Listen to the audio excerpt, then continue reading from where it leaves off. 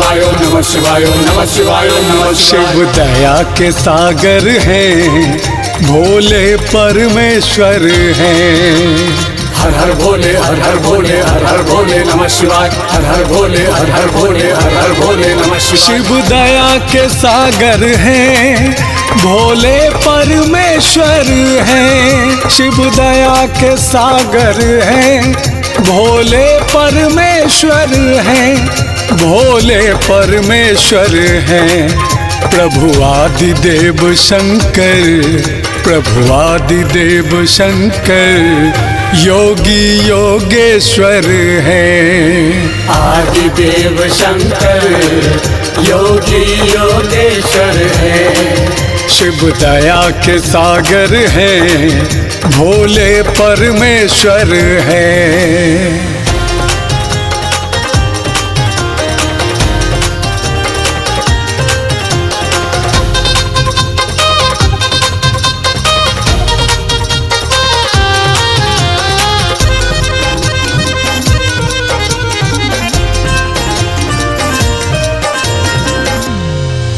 महिमानंत इसकी और रूप निराला है।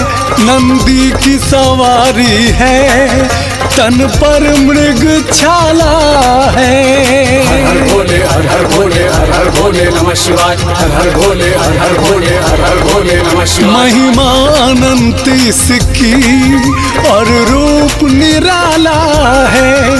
नंदी की सवारी है, तन पर मृग छाला है। तन पर मृग छाला है।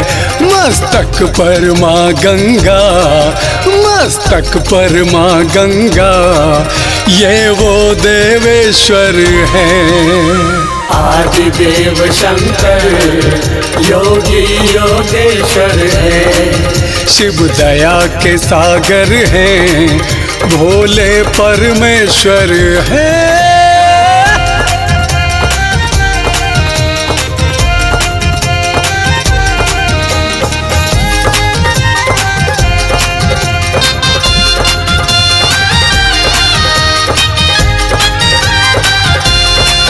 नटराज रूप लेकर शिव कला सिखाते हैं।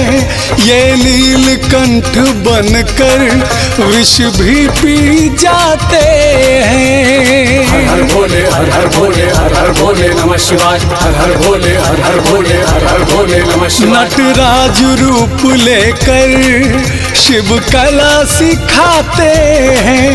ये नीलकंठ बनकर विष भी पी जाते हैं। विष भी पी जाते हैं। देवों के देव शंकर, देवों के देव शंकर, ऐसे जगदीश्वर हैं। आदिदेव शंकर योगी योगेश्वर है। प्रभु आदिदेव शंकर योगी योगेश्वर है।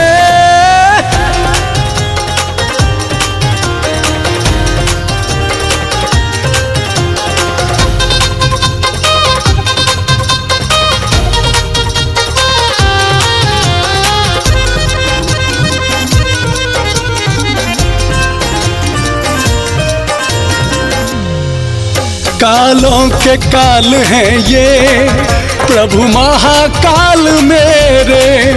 जो ध्यान धरे इनका संकट न उन्हें घेरे। हर हर भोले हर हर भोले हर हर भोले नमः शिवाय। हर हर भोले हर हर भोले हर हर भोले नमः शिवाय। कालों के काल हैं ये प्रभु महाकाल मेरे। जो ध्यान धरे इनका संकट न उन्हें घेरे। संकट न उन्हें घेरे। हर सुख के दाता ये, हर सुख के दाता ये, दानी विश्वेश्वर हैं। आदिदेव शंकर योगी योगेश्वर है।